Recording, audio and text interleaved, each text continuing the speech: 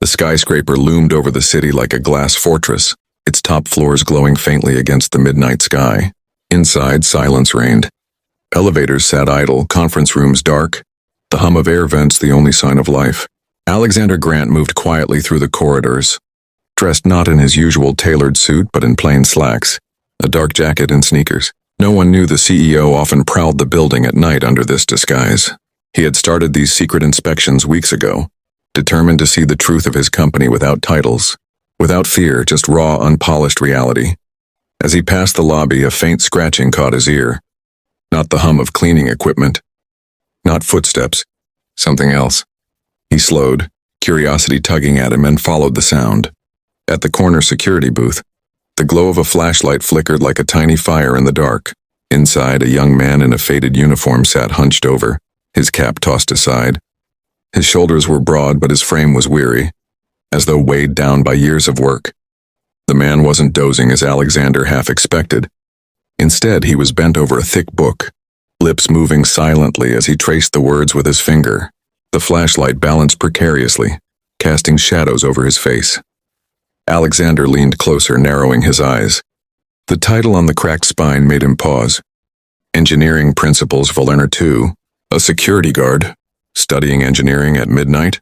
Something in Alexander's chest shifted. He rapped lightly on the doorframe. Studying on shift?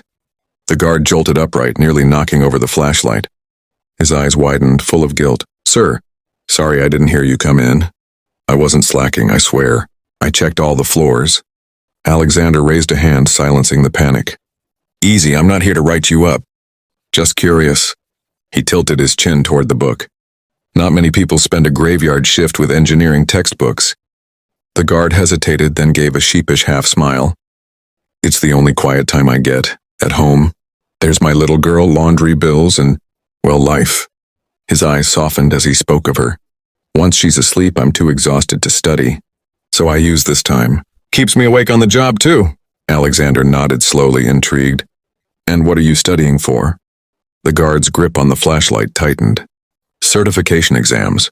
If I pass, maybe I can move up. Get out of security and into engineering.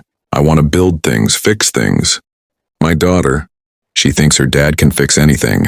His lips twitched into a proud, tired smile. I'd like to make that true. For a moment, Alexander didn't answer.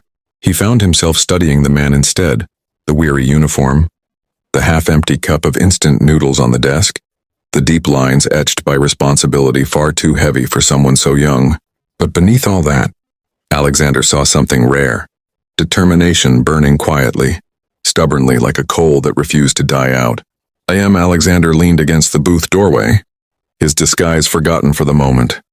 Do you really believe you'll make it? His voice was calm, but there was a sharper edge beneath, as though testing the man. The guard straightened, shoulders squaring. His eyes met Alexander's without flinching. I don't have the luxury not to believe. He tapped the textbook with a roughened finger. Every night I tell my daughter bedtime stories about heroes.